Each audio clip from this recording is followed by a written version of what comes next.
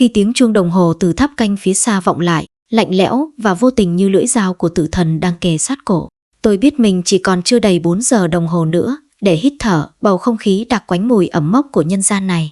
4 giờ đồng hồ ngắn ngủi để gói ghém lại một kiếp người đầy rẫy những oan khiên và tủi nhục mà suốt 7 năm qua tôi đã phải gặm nhấm trong bóng tối của 4 bức tường đá lạnh lẽo tại trại giam số 3 thành phố Lâm Giang. Không gian trong phòng giam tử tù số 7 vào những ngày cuối đông dường như bị đóng băng lại. Cái lạnh không chỉ đến từ những cơn gió bấc rít qua khe cửa sắt rỉ sét mà còn thấm sâu vào tận tủy sống, len lỏi vào từng mạch máu đang chảy chậm chạp trong cơ thể gầy guộc của một kẻ sắp bị tước đoạt quyền được sống. Tôi ngồi bó gối ở góc tường, nơi bóng tối dường như đậm đặc nhất, cố gắng tìm kiếm một chút hơi ấm từ chính bản thân mình nhưng vô vọng, bởi trái tim tôi đã chết từ cái đêm định mệnh ấy, cái đêm mà tôi nhìn thấy Tô Giai, người vợ, người phụ nữ tôi yêu thương hơn cả sinh mạng mình, nằm bất động trong vũng máu lênh láng ngay giữa phòng khách. Đôi mắt cô ấy mở to trừng trừng như muốn tố cáo sự tàn độc của kẻ thù ác, nhưng cuối cùng, ánh mắt ấy lại trở thành nỗi ám ảnh đeo bám tôi trong từng giấc ngủ chập chờn suốt hơn 2.500 ngày qua. Người ta nói thời gian là liều thuốc chữa lành mọi vết thương, nhưng đối với một kẻ tử tù mang án giết vợ như tôi, thời gian chỉ là một thứ axit bào mòn nhân tính. Mỗi giây trôi qua đều là sự tra tấn tinh thần khủng khiếp khi tôi phải đối diện với sự thật rằng mình sắp chết mà nỗi oan ức vẫn chưa được gột rửa. Và kẻ sát nhân thực sự vẫn đang nhởn nhơ ngoài kia, có lẽ đang cười cợt trên sự đau khổ tột cùng của tôi. Tiếng bước chân nện xuống nền xi măng lạnh ngắt vang lên ngày một rõ, âm thanh khô khốc và đều đặn như tiếng búa đóng đinh vào quan tài, báo hiệu sự xuất hiện của những vị khách không mời mà tôi đã chờ đợi và cũng khiếp sợ nhất trong cuộc đời này.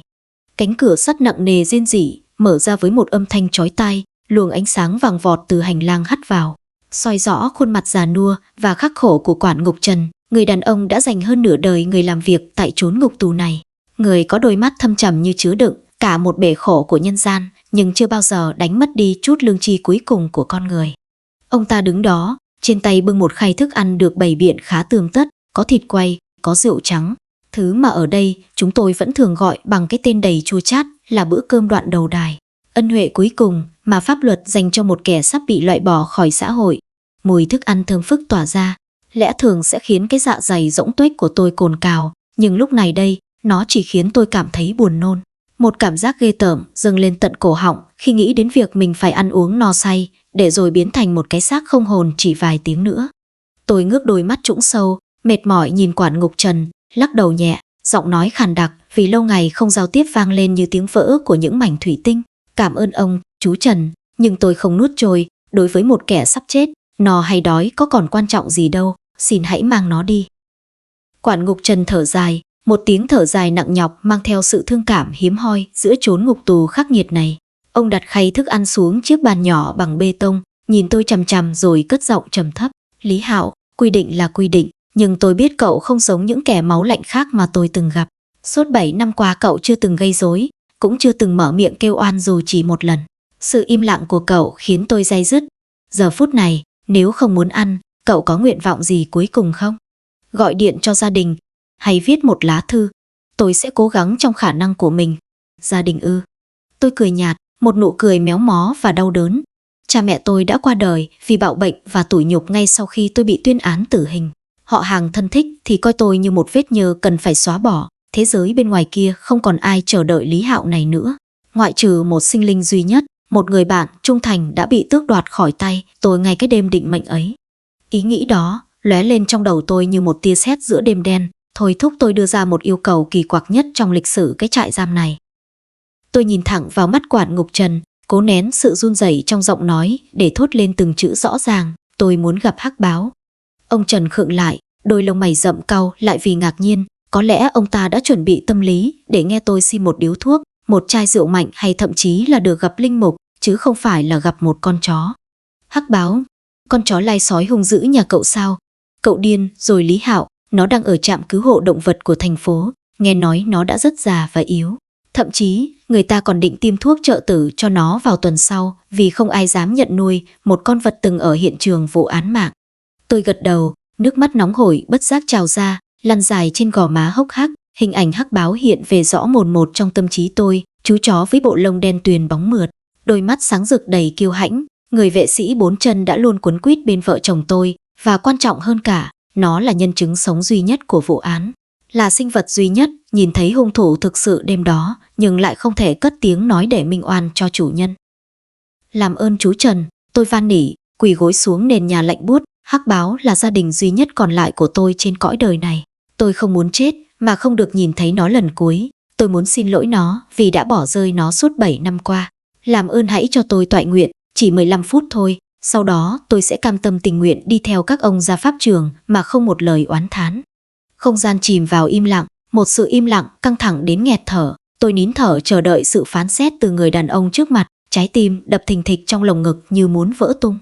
Quản ngục Trần nhìn tôi, rồi nhìn ra khung cửa sổ, nơi bầu trời đang dần chuyển từ màu đen kịt sang màu xám xịt của bình minh. Ánh mắt ông dao động dữ dội giữa lý trí và tình cảm, giữa quy tắc cứng nhắc của nhà tù và lòng trắc ẩn của một con người. Cuối cùng, ông gật đầu dứt khoát, lấy bộ đàm ra và ra lệnh cho cấp dưới liên hệ khẩn cấp với trạm cứu hộ động vật, yêu cầu mang con chó đến đây ngay lập tức bằng xe chuyên dụng. Cậu có 40 phút, Lý Hạo, đừng làm tôi thất vọng, ông nói rồi quay lưng bước đi. Để lại tôi một mình trong phòng giam với niềm hy vọng mong manh vừa được nhen nhóm. Tôi co ro trong góc tường, run rẩy không phải vì lạnh nữa mà vì hồi hộp. Tôi sắp được gặp lại người bạn già của mình.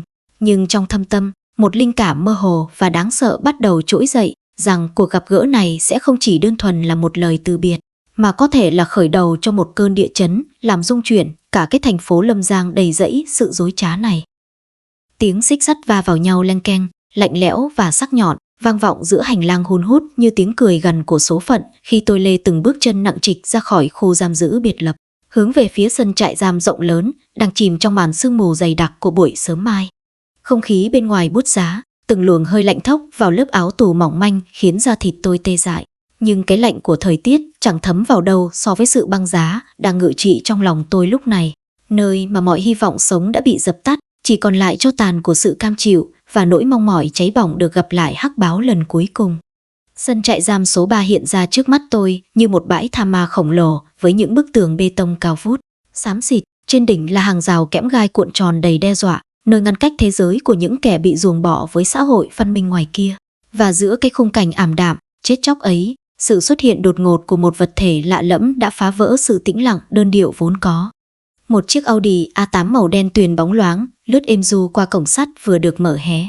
Tiếng động cơ xe sang trọng gầm gừ khe khẽ đầy kiêu hãnh, hoàn toàn lạc lõng và kịch cỡm giữa không gian nồng nặc mùi thuốc sát trùng và rỉ sắt này. Chiếc xe dừng lại ngay trung tâm sân, đèn pha quét qua lớp sương mù tạo thành hai luồng ánh sáng trắng lóa mắt khiến tôi phải nheo mắt lại, cảm nhận rõ rệt sự xâm lấn của quyền lực và tiền bạc vào nơi tận cùng của sự khốn cùng này. Cánh cửa xe bật mở, một đôi giày da thủ công ý đen bóng đặt xuống nền xi măng nứt nẻ. Tiếp đó là dáng người cao lớn, bệ vệ bước ra, khoác trên mình chiếc áo măng tô màu lông lạc đà cắt may tinh xảo, cổ quấn khăn lụa, toát lên vẻ thượng lưu và quyền uy không thể nhầm lẫn.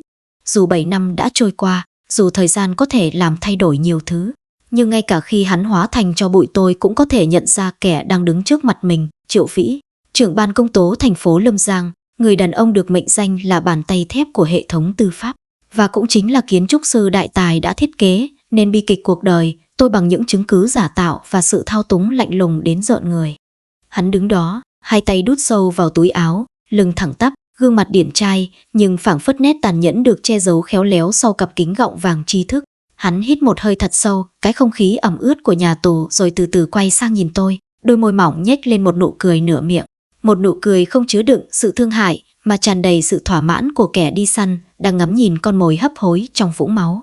Sự hiện diện của Triệu Vĩ ở đây vào đúng ngày hành quyết tôi không phải là quy trình tố tụng, cũng không phải là nhiệm vụ công vụ, mà là một màn trình diễn cá nhân. Hắn muốn tận mắt chứng kiến cái kết của tình địch, muốn khắc ghi hình ảnh thảm hại của tôi vào tâm trí như một chiến lợi phẩm cuối cùng để hoàn thiện bộ sưu tập chiến thắng của hắn. Lâu rồi không gặp, kiến trúc sư Lý, giọng nói của Triệu Vĩ vang lên, trầm ấm và lịch thiệp một cách giả tạo, vang vọng giữa khoảng sân vắng lặng. Hắn cố tình dùng cái danh xưng nghề nghiệp cũ của tôi như một mũi dao xoáy sâu vào nỗi đau mất mát, nhắc nhở tôi về cái quá khứ huy hoàng khi tôi còn là một kiến trúc sư đầy triển vọng, có một gia đình hạnh phúc bên Tô Giai, trước khi tất cả bị bàn tay hắn bóp nát. Tôi đứng im lìm, hai tay bị còng chặt trước bụng, nhìn thẳng vào mắt hắn mà không đáp lời, bởi tôi biết mọi lời nói lúc này đều vô nghĩa trước quyền lực tuyệt đối mà hắn đang nắm giữ, và sự khinh bỉ trong tôi lớn đến mức tôi không muốn phí phạm bất kỳ hơi sức nào để giao tiếp với một con quỷ đội lốt người. Thấy tôi im lặng, Triệu Vĩ thong thả bước lại gần hơn, tiếng gót giày gõ nhịp đều đặn trên nền đất. Hắn dừng lại ở một khoảng cách an toàn, đủ gần để tôi ngửi thấy mùi nước hoa đắt tiền nồng nàn tỏa ra từ người hắn.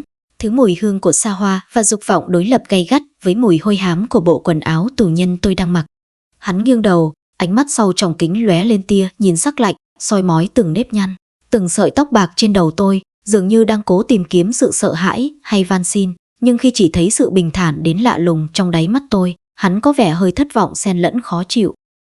Nghe nói cậu từ chối bữa ăn cuối cùng chỉ để gặp con chó già nua đó. Thật cảm động. Triệu Vĩ tặc lưỡi, giọng điệu chuyển sang vẻ mỉa mai cay nghiệt. Cậu vẫn lãng mạn và ngây thơ như ngày nào. Lý Hạo à, chính cái tính cách yếu đuối đó đã khiến cậu không thể bảo vệ được Tô Giai. Và giờ đây, cậu lại chọn dành những phút cuối đời cho một con súc sinh thay vì sám hối về tội lỗi của mình. Tên của vợ tôi thốt ra từ miệng hắn khiến máu trong người tôi sôi lên sùng sục. Hai bàn tay nắm chặt lại đến mức móng tay bấm sâu vào da thịt. Tôi muốn lao đến xé xác hắn, muốn gào lên rằng chính hắn mới là kẻ giết người, nhưng lý trí mách bảo tôi phải kìm nén. Bởi bất kỳ hành động manh động nào lúc này cũng sẽ khiến tôi bị lôi đi ngay lập tức và đánh mất cơ hội gặp hắc báo. Triệu Vĩ dường như đọc được suy nghĩ của tôi, hắn cười khẩy, tiến sát hơn một bước nữa, hạ thấp giọng xuống chỉ đủ để hai chúng tôi nghe thấy. Một âm vực thì thầm đầy ma quái, đừng nhìn tôi bằng ánh mắt đó, hãy trách bản thân cậu đã cướp cô ấy khỏi tôi ngay từ đầu.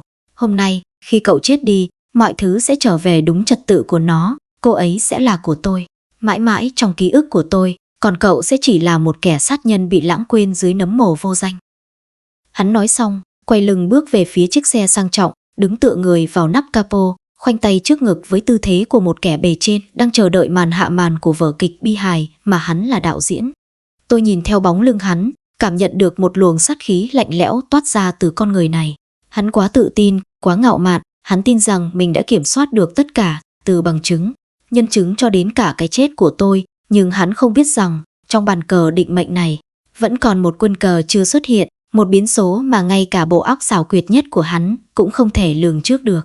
Và rồi, từ phía cổng phủ của trại giam, tiếng động cơ ầm ĩ của chiếc xe tải chuyên dụng chở động vật vang lên, phá tan bầu không khí căng thẳng giữa hai người đàn ông, báo hiệu sự xuất hiện của hắc báo, mảnh ghép cuối cùng của sự thật đang dần tiến vào sân khấu, mang theo cơn cuồng nộ bị kìm nén suốt 7 năm ròng rã.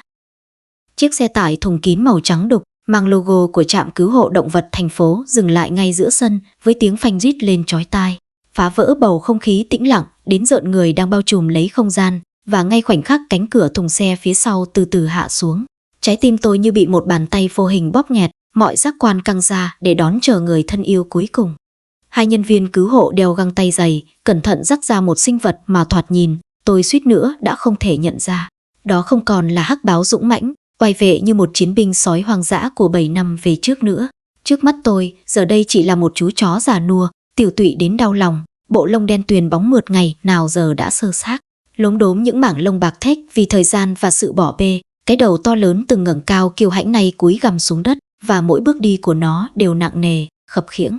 Cái chân sau bên trái bị tật, di chứng của một vết thương cũ không được chữa trị đàng hoàng, cứ run lên bần bật mỗi khi chạm đất khiến lồng ngực tôi quặn thắt lại trong một nỗi xót xa trào dâng không thể kìm nén.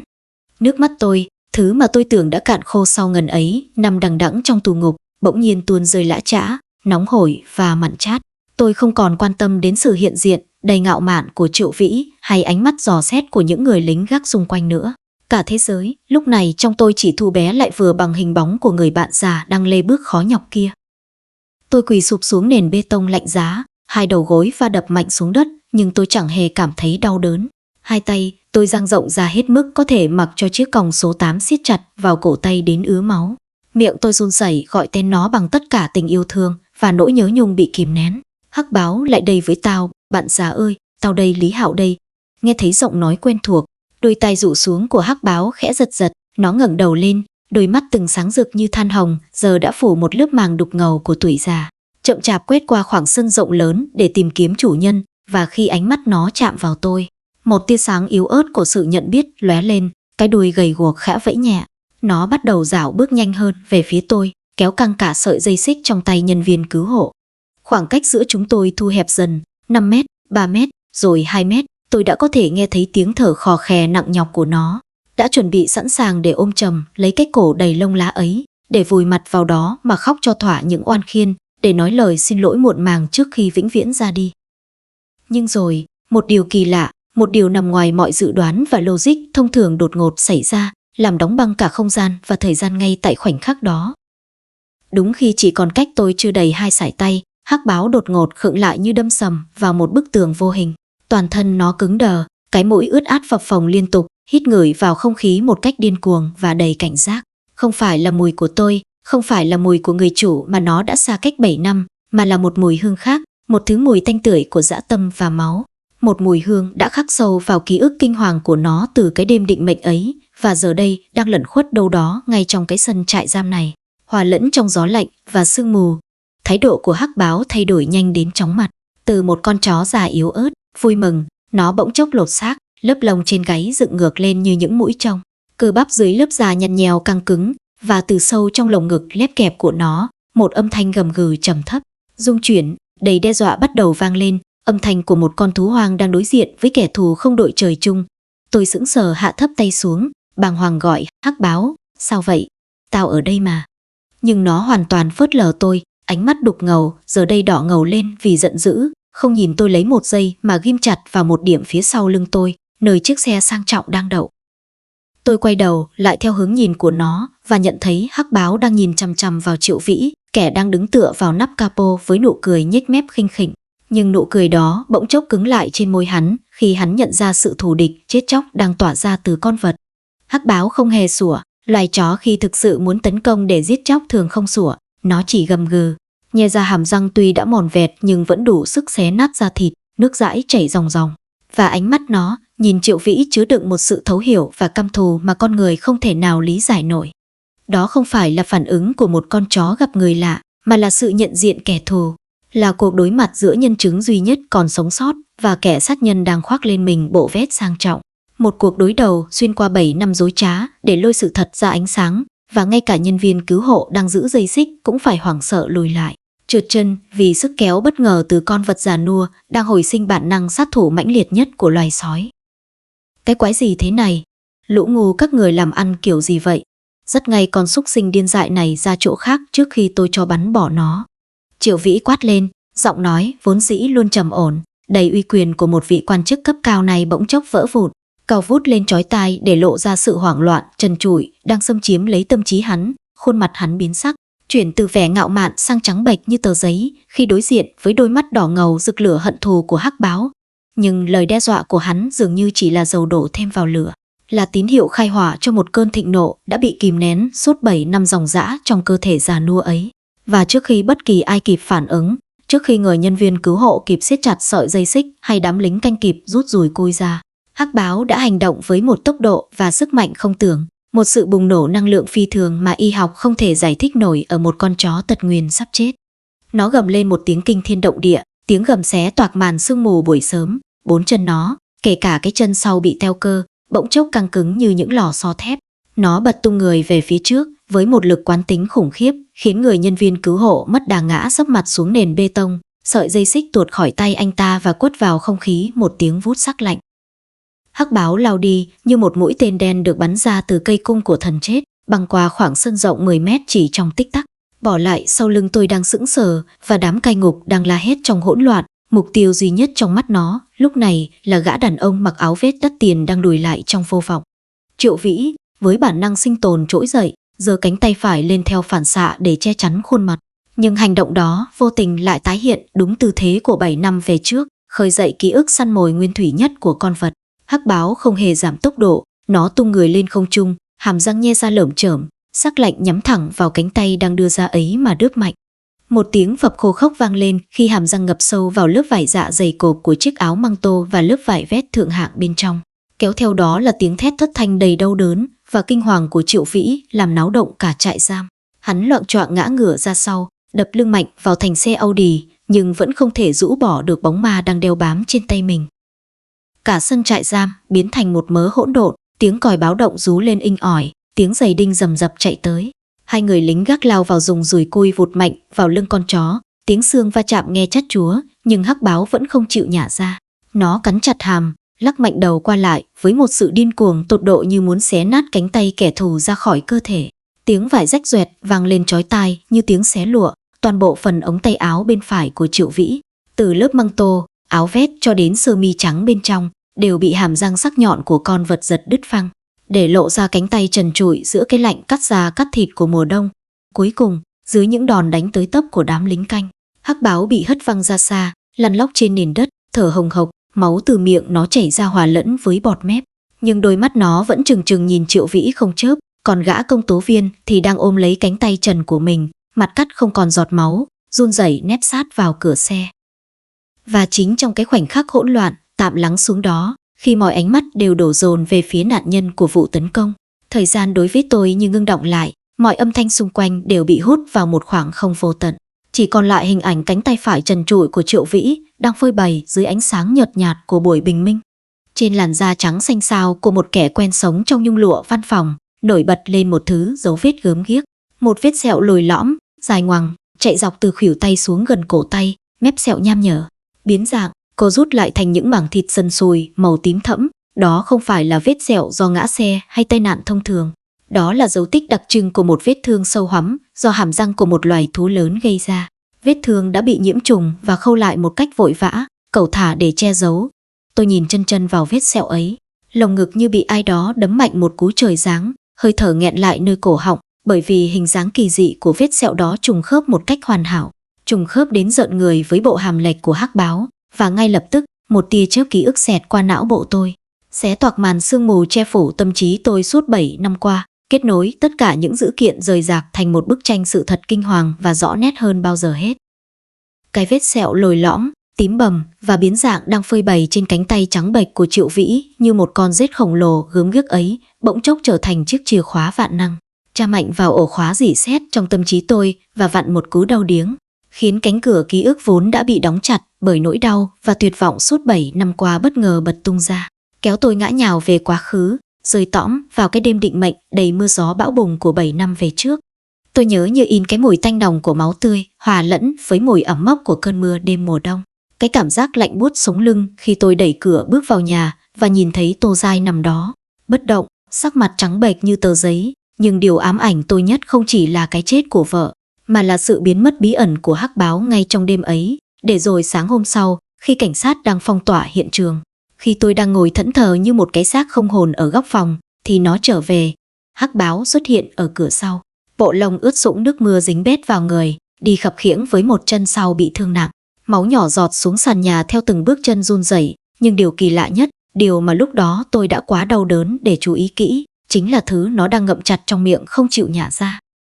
Đó là một mảnh vải vụn, một miếng vải dạ cashmere màu lông lạc đà thượng hạng, bị xé toạc ra nham nhở, thấm đẫm máu và nước bọt. Hắc Báo đã cố gắng tiến lại gần tôi, dùng cái mũi ướt át dũi vào tay tôi, nhả mảnh vải đó vào lòng bàn tay tôi, rồi sủa lên những tiếng ăng ẳng đầy khẩn thiết như muốn kể lể, muốn tố cáo, muốn tôi nhìn thấy bằng chứng mà nó đã liều mạng giằng lấy từ kẻ ác. Nhưng lúc đó, đám cảnh sát điều tra, những kẻ mà sau này tôi mới biết là tay chân thân tín được Triệu Vĩ cài cắm, đã thô bạo gạt phăng đi. Một tên trong số họ đã đá văng mảnh vải vào thùng rác và quát lên rằng đó chỉ là rác rưởi do con chó tha lôi ở bãi phế liệu về, rằng con chó điên này có thể đã tấn công người qua đường và cần phải bị nhốt lại ngay lập tức. Ký ức ấy ùa lại trong đầu tôi nhanh như một thước phim điện ảnh, rõ nét đến từng chi tiết. Và khi tôi ghép mảnh vải màu lông lạc đà trong ký ức đó với chiếc áo măng tô sang trọng mà Triệu Vĩ đang mặc, rồi nhìn vào vết sẹo dài ngoằng trên tay hắn, vết sẹo có hình dạng vòng cung với những vết răng sâu hoắm không đều nhau, khớp hoàn toàn với bộ hàm lệch đặc trưng của Hắc Báo do một lần nó bị tai nạn xe hồi nhỏ, thì một luồng điện chạy dọc sống lưng tôi, làm tê dại mọi giác quan, rồi bùng nổ thành một cơn giận dữ khủng khiếp, một sự giác ngộ muộn màng nhưng chấn động tâm can. Là mày, chính là mày. Tiếng hét của tôi xé toạc không gian, không còn là tiếng nói của một con người nữa, mà nghe như tiếng gầm của một con thú bị dồn vào đường cùng. Tôi vùng vẫy điên cuồng, khiến hai tên lính gác phải vất vả lắm mới giữ được tôi không lao vào hắn. Chiếc còng số 8 cứa vào cổ tay tóe máu, nhưng tôi không hề cảm thấy đau, tôi chỉ thẳng ngón tay run rẩy vào mặt Triệu Vĩ, gào lên trong nước mắt, vết sẹo đó, đó là vết răng của Hắc Báo 7 năm trước, mày đã ở đó. Đêm đó, mày đã ở nhà tao. Con chó của tao đã cắn mày để bảo vệ Tô Giai. Mảnh vải nó mang về chính là từ cái áo khốn kiếp của mày. Mày nói mày chưa từng đến hiện trường vụ án, vậy tại sao mày lại có vết sẹo chó cắn đúng vào thời điểm đó? Tại sao mày lại giấu nó đi suốt 7 năm qua hả thằng khốn nạn? Những lời buộc tội của tôi vang vọng khắp sân trại giam như những nhát búa tạ giáng xuống sự im lặng chết chóc, khiến tất cả mọi người, từ đám lính canh, nhân viên y tế cho đến cả quản ngục Trần đều sững sờ. Họ nhìn tôi, rồi nhìn sang vết sẹo gớm ghiếc trên tay, vị công tố viên quyền lực, ánh mắt bắt đầu dao động với những nghi ngờ nhen nhóm. Triệu Vĩ đứng đó, mặt cắt không còn giọt máu, bàn tay trái vội vàng che lấy vết sẹo trên tay phải, hắn lùi lại, lắp bắp, cố gắng lấy lại vẻ uy nghiêm thường ngày, nhưng giọng nói đã lạc đi vì sợ hãi, câm mồm. Thằng tử tù điên khùng, mày đang nói nhảm cái gì vậy? Vết sẹo này là tao bị ngã xe đạp leo núi 3 năm trước. Đừng có vu khống tao. Lính đầu, bịt miệng hắn lại, tìm thuốc cho hắn ngay, và giết ngay con chó điên kia đi. Hắn càng hét lớn, càng tỏ ra kích động thì sự hoảng loạn càng lộ rõ, và chính sự phản ứng thái quá ấy đã không qua mắt được quản ngục Trần, con cáo già của trại giam. Người đã chứng kiến đủ loại tội phạm để phân biệt đâu là lời nói dối vụng về. Ông Trần giơ tay ra hiệu cho lính gác khoan hãy hành động. Đôi mắt nheo lại đầy đăm chiêu, ông bước chậm rãi về phía Triệu Vĩ, ánh mắt dán chặt vào vết sẹo. Trong đầu, ông lúc này có lẽ cũng đang tua lại những điểm vô lý trong hồ sơ vụ án năm xưa mà ông từng lờ mờ cảm thấy nhưng không dám thắc mắc. Ngã xe đạp ư, thưa công tố viên. Ông Trần cất tiếng, giọng nói bình thản nhưng chứa đựng một sức nặng ngàn cân. Tôi tuy già nhưng mắt chưa mờ, vết ngã xe đạp thường là vết chảy xước diện rộng, còn vết sẹo này rõ ràng là vết rách do răng của động vật ăn thịt, sâu và nham nhở. Hơn nữa, mô sẹo này đã rất cũ, ít nhất cũng phải 5 đến 7 năm rồi, chứ không phải 3 năm. Ông có chắc là trí nhớ của mình tốt chứ? Câu hỏi của quản ngục Trần như một đòn chí mạng, khiến Triệu Vĩ chết lặng, mồ hôi lạnh vã ra như tắm trên trán hắn. Và trong khoảnh khắc đó, cán cân quyền lực tại sân trại giam này bắt đầu đảo chiều, từ tay kẻ nắm luật pháp chuyển sang tay những người đang đi tìm công lý. Và Hắc Báo, dù đang nằm thở dốc dưới đất, vẫn không rời mắt khỏi kẻ thù, như một nhân chứng sống sừng sững không thể chối cãi. Đủ rồi, tôi không có thời gian để đôi co với một lão cai ngục lẩm cẩm và nghe những lời mê sảng của một thằng tử tù sắp chết. Mở cổng ra ngay. Tôi có cuộc họp khẩn cấp với Ủy ban thành phố trong 30 phút nữa. Ai dám cản đường, tôi sẽ bị truy tố tội chống người thi hành công vụ. Triệu Vĩ gầm lên, giọng nói lạc đi vì sự giận dữ pha lẫn nỗi khiếp đảm đang dâng lên tột độ. Hắn vội vàng quay người, bàn tay run rẩy sờ soạng, tìm tay nắm cửa xe Audi với sự lúng túng hiếm thấy. Hành động gấp gáp của hắn như muốn trốn chạy khỏi ánh mắt soi mói của đám đông, khỏi cái không khí ngột ngạt đang bóp nghẹt lấy hắn từng giây từng phút.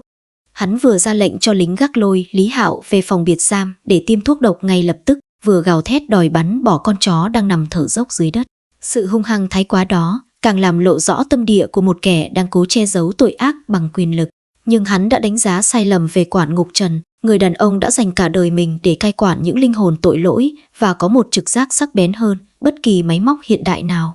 Thay vì tuân lệnh, ông Trần đứng sừng sững chắn trước đầu xe Audi, khuôn mặt già nua đanh lại như đá tảng. Ông giơ tay ra hiệu một cách dứt khoát, khiến hai người lính trực cổng lập tức bấm nút khóa chốt. Cánh cổng sắt khổng lồ rung mình rồi đóng sầm lại với một tiếng keng chói tai, nhốt chặt tất cả mọi người và cả chiếc xe sang trọng kia trong cái lồng bê tông của sự thật. Ở đây tôi là luật pháp, thưa ngài công tố viên, quản ngục Trần nói, giọng trầm đục nhưng vang vọng, át cả tiếng động cơ xe đang gầm rú, không ai được phép rời đi khi nghi vấn chưa được làm rõ. Đặc biệt là khi có liên quan đến tính mạng con người và danh dự của ngành tư pháp, ngài nói ngài bị ngã xe. Vậy chúng ta hãy kiểm chứng. Ông rút chiếc điện thoại, bộ đàm chuyên dụng ra, bấm một dãy số mà ông đã thuộc lòng. Đó là số đường dây nóng nội bộ của bệnh viện, trung tâm thành phố, nơi lưu trữ hồ sơ y tế của tất cả các quan chức cấp cao. Đôi mắt ông ghim chặt vào Triệu Vĩ không rời nửa bước trong khi chờ đợi đầu dây bên kia bắt máy. Không khí căng thẳng đến mức có thể nghe thấy tiếng tim đập thình thịch của từng người có mặt tại hiện trường. Triệu Vĩ ngồi trong xe, khóa chặt cửa kính, mồ hôi vã ra như tắm ướt đẫm cả chiếc áo sơ mi rách bươm. Hắn điên cuồng bấm điện thoại, gọi cho các mối quan hệ cấp trên để gây áp lực, nhưng dường như sóng điện thoại trong khu vực này đã bị chặn hoặc vận may của hắn đã cạn kiệt. Hắn bị cô lập hoàn toàn giữa những bức tường trại giam mà chính tay hắn đã tống bao người vô tội vào. Và trong những giây phút nghẹt thở, chờ đợi kết quả xác minh, khi mọi sự chú ý đang dồn vào cuộc đấu trí giữa hai người đàn ông quyền lực, thì Hắc Báo, con chiến mã già nua vừa bị đánh đập tơi tả, lại một lần nữa gượng dậy. Nhưng lần này nó không lao về phía cửa ghế lái nơi Triệu Vĩ đang cố thủ, mà nó khập khiễng tiến về phía đuôi xe. Đôi mũi ướt át của nó hít người điên cuồng vào khe hở của nắp cốp sau. Một sự kích động kỳ lạ chiếm lấy con vật. Nó bắt đầu cào cấu dữ dội vào lớp sơn đen bóng loáng, móng vuốt sắc nhọn cày lên bề mặt kim loại, tạo ra những âm thanh ken két ghê rợn, khiến người nghe phải rùng mình. Nó sủa lên những tiếng ngắn, gấp gáp, không phải là tiếng sủa tấn công mà là tiếng sủa báo hiệu. Tiếng sủa của chó nghiệp vụ khi phát hiện ra mục tiêu. Lý Hạo từ vị trí bị đè xuống đất, ngước mắt lên nhìn thấy hành động kỳ lạ đó của hắc báo, và như một sự thần giao cách cảm giữa chủ và tớ, anh bỗng hiểu ra tất cả. Một luồng lạnh chạy dọc sống lưng anh khi anh nhận ra Triệu Vĩ không chỉ đến đây để xem hành quyết, mà hắn đang trên đường bỏ trốn, và trong chiếc xe đó chứa đựng những bí mật mà hắn muốn mang theo ra nước ngoài. Cốp xe ông Trần, kiểm tra cốp xe. Lý Hạo gào lên, vùng vẫy thoát khỏi tay lính gác bằng sức mạnh của sự tuyệt vọng. Hắc báo ngửi thấy mùi gì đó. Không phải mùi của Triệu Vĩ, là mùi của Tô Giai, vợ tôi. Có thứ gì đó của vợ tôi ở trong xe hắn. Hắn đang định tẩu tán tang vật. Tiếng hét của Lý Hạo như một mồi lửa ném vào thùng thuốc súng. Quản ngục Trần vừa lúc nhận được thông báo từ bệnh viện xác nhận rằng 7 năm trước Triệu Vĩ đã nhập viện cấp cứu vì bị chó cắn nát cánh tay chứ không phải ngã xe. Ông lập tức tắt máy, rút khẩu súng ngắn bên hông ra, chĩa thẳng vào lốp trước chiếc Audi và ra lệnh đanh thép, mở cốp xe ngay lập tức, hoặc tôi sẽ cho phá cửa. Đây là lệnh. Triệu Vĩ trong xe mặt cắt không còn giọt máu, tay chân bủn rủn, hắn biết rằng mọi đường lôi đã bị bịt kín, và cái bí mật đen tối mà hắn cất giấu kỹ lưỡng trong chiếc vali hành lý phía sau. Cái bí mật về tình yêu bệnh hoạn và tội ác năm xưa, sắp sửa bị phơi bày ra ánh sáng bởi khứu giác nhạy bén của một con chó già mà hắn từng khinh rẻ. Dưới họng súng đen ngòm, lạnh lẽo của quản ngục Trần và ánh mắt phẫn nộ của hàng chục con người đang vây quanh, Triệu Vĩ không còn lựa chọn nào khác ngoài việc run rẩy bấm nút mở khóa cốp xe từ bên trong. Tiếng lạch cạch khô khốc của chốt khóa vang lên như tiếng gãy vụn của chiếc mặt nạ đạo mạo mà hắn đã đeo suốt bao năm nay. Nắp cốp sau từ từ bật mở, hé lộ bí mật của một cuộc trốn chạy đã được lên kế hoạch tỉ mỉ. Bên trong không gian chật hẹp ấy là 2 chiếc vali da cỡ lớn và hàng đống túi xách du lịch, quần áo, giấy tờ tùy thân, hộ chiếu và cả những cọc tiền mặt ngoại tệ được xếp gọn gàng. Tất cả tố cáo rằng vị công tố viên đáng kính này không hề đi họp như hắn tuyên bố, mà đang chuẩn bị cao chạy xa bay sang một chân trời mới, bỏ lại sau lưng đống tro tàn của quá khứ. Nhưng hắc báo không hề quan tâm đến tiền bạc hay sự giàu sang trong những chiếc vali đó. Ngay khi nắp cốp vừa nhấc lên, nó đã lao vào bên trong với một sự kích động điên cuồng. Phớt lờ cơn đau từ những vết thương trên cơ thể, nó dùng 2 chân trước cào cấu loạn xạ, dùng hàm răng xé toạc lớp da của một chiếc túi xách du lịch nhỏ màu nâu nằm sâu tít bên trong góc khuất. Tiếng vải rách toạc vang lên đầy thô bạo giữa sự im lặng căng thẳng của đám đông. Từ trong bụng chiếc túi bị xé nát ấy, một chiếc hộp gỗ đàn hương cũ kỹ, chạm khắc tinh xảo nhưng đã sờn màu theo thời gian, lăn lóc ra ngoài, rơi xuống nền bê tông với một tiếng cộp khô khốc. Nắp hộp bung ra, và dưới ánh sáng nhợt nhạt của buổi bình minh mùa đông, một vật thể màu xanh lục bảo sáng lấp lánh hiện ra, phản chiếu ánh sáng đẹp đến mê hồn nhưng cũng lạnh lẽo đến thấu xương. Đó là một chiếc lắc tay bằng ngọc bích nguyên khối, loại ngọc cổ quý hiếm với vân mây trắng đục, một món đồ trang sức mà tôi đã quá đỗi quen thuộc đến mức chỉ cần nhìn thoáng qua cũng đủ khiến tim tôi ngừng đập, hơi thở nghẹn lại nơi lồng ngực. Đó là kỷ vật gia truyền của bà ngoại Tô Giai để lại, là vật bất ly thân mà vợ tôi luôn đeo trên cổ tay trái, kể cả khi đi ngủ. Chiếc lắc tay mà trong hồ sơ vụ án năm xưa cảnh sát đã ghi nhận là mất tích, và chính sự biến mất của nó đã khiến cơ quan điều tra, dưới sự định hướng của Triệu Vĩ, kết luận rằng đây là một vụ giết người cướp của do tôi dàn dựng để chiếm đoạt tài sản. Tôi lồm cồm bò dậy, 2 tay bị còng vẫn cố vươn ra nhặt lấy chiếc lắc tay, nước mắt nhòe đi khi ngón tay tôi chạm vào mặt ngọc lạnh lẽo. Cảm giác như tôi đang chạm vào da thịt của người vợ đã khuất. Tôi quay sang nhìn Triệu Vĩ, gào lên trong sự vỡ òa của nỗi đau và căm hận. Tại sao mày lại có nó? Đây là di vật của Tô Giai. Mày đã nói hung thủ đã cướp nó đi và bán ở chợ đen cơ mà. Tại sao suốt 7 năm qua mày lại giấu nó trong túi đồ cá nhân của mày? Trả lời tao đi Triệu Vĩ. Trước vật chứng không thể chối cãi nằm trọn trong lòng bàn tay tôi, sự tự tin và ngạo mạn của Triệu Vĩ sụp đổ hoàn toàn. Hắn bước ra khỏi xe, đôi chân dường như không còn đỡ nổi trọng lượng cơ thể, hắn dựa lưng vào thành xe, trượt dài xuống đất, khuôn mặt thất thần, đôi mắt đảo điên, loạn xạ tránh né ánh nhìn của mọi người. Không gian tĩnh lặng đến mức nghe rõ tiếng gió rít qua khe cửa và tiếng thở dốc nặng nhọc của hắc báo, kẻ vừa hoàn thành sứ mệnh vạch trần sự thật. Và rồi, như một con đập bị vỡ, Sự kìm nén tâm lý suốt 7 năm qua trong Triệu Vĩ bùng nổ. Hắn bật cười, một điệu cười man dại, méo mó, chua chát. Hắn đưa tay vào đầu bứt tóc, nhìn tôi bằng đôi mắt đỏ ngầu vằn lên những tia máu của sự điên loạn. Tại sao ư? Tại sao tao lại giữ nó ư? Vì tao yêu cô ấy. Tao yêu Tô Giai hơn bất cứ thứ gì trên đời này, hơn cả mạng sống của tao, hơn cả cái sự nghiệp rẻ tiền này. Tao đã yêu cô ấy từ ngày đầu tiên bước chân vào cổng trường đại học. Tao đã theo đuổi, đã cung phụng, đã sẵn sàng dâng hiến cả thế giới cho cô ấy. Nhưng cô ấy lại chọn mày. Một thằng kiến trúc sư nghèo kiết xác, không danh vọng, không quyền lực. Mày có cái gì hơn tao chứ hả Lý Hạo? Hắn gào lên, nước mắt và nước mũi giàn giụa trên khuôn mặt từng được coi là điển trai nhất giới luật gia thành phố. Hắn chỉ tay vào tôi đầy uất hận.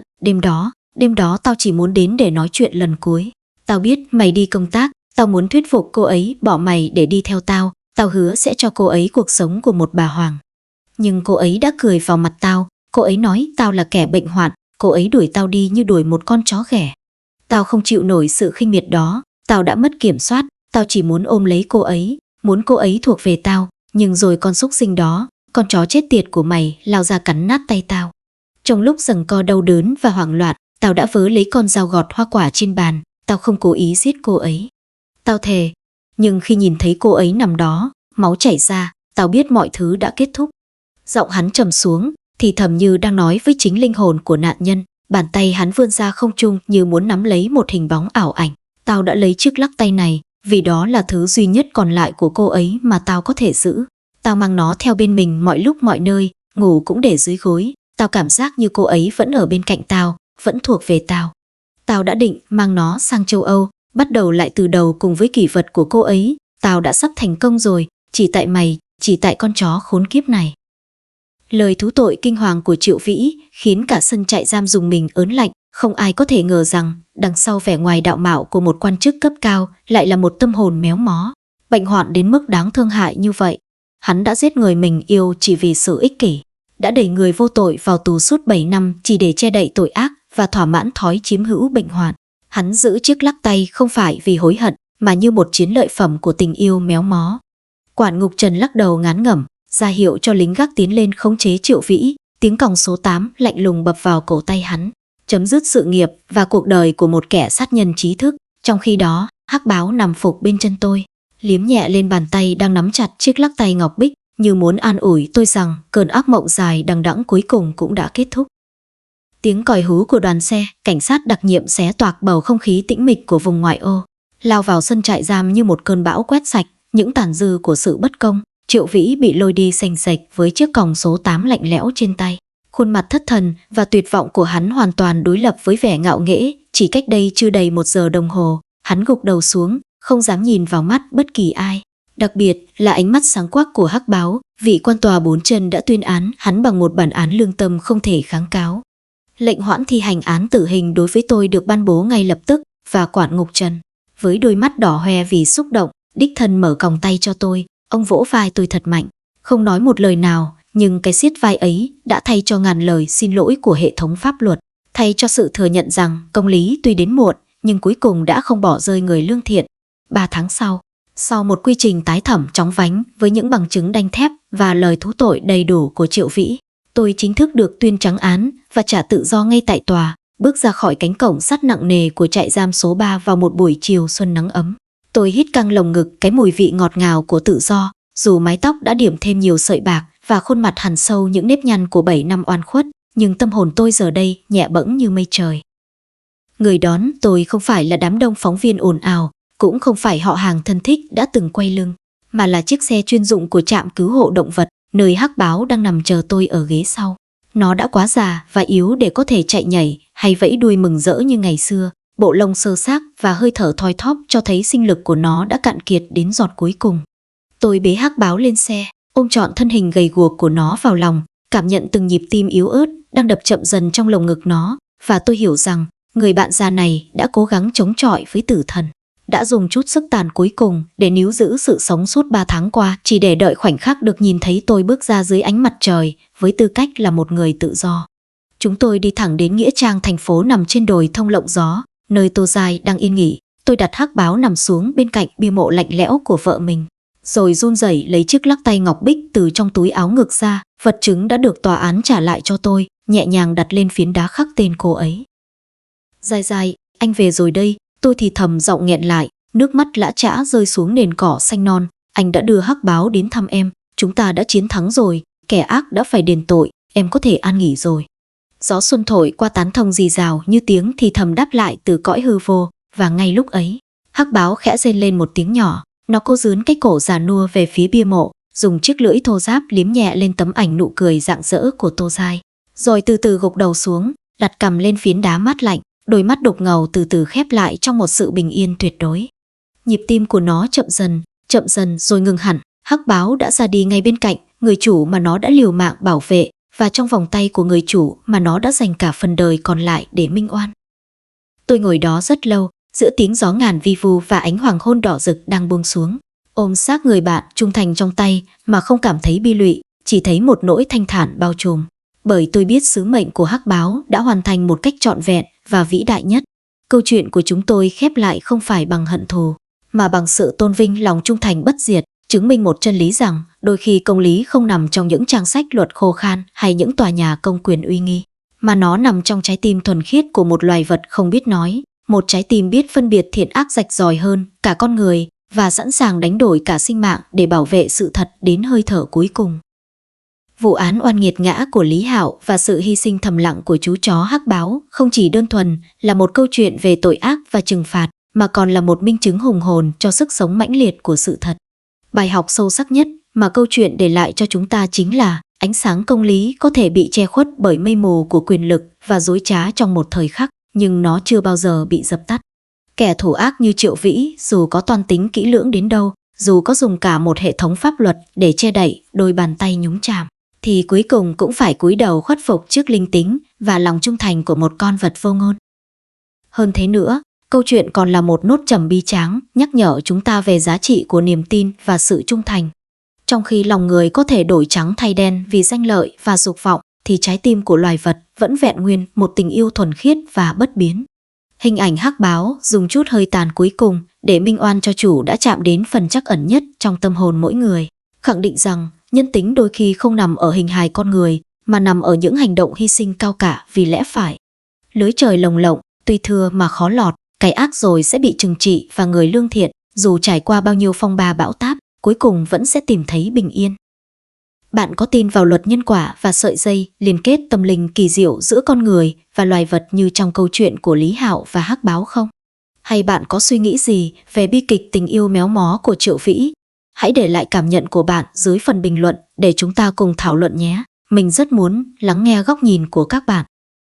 Nếu câu chuyện này chạm đến cảm xúc của bạn, đừng ngần ngại tặng video một like và nhấn đăng ký kênh, đồng thời bật chuông thông báo để không bỏ lỡ những kỳ án chấn động và những câu chuyện nhân văn tiếp theo. Sự ủng hộ của bạn chính là động lực lớn nhất để chúng tôi tiếp tục hành trình đi tìm sự thật. Cảm ơn các bạn đã lắng nghe và hẹn gặp lại trong vụ án kỳ tới.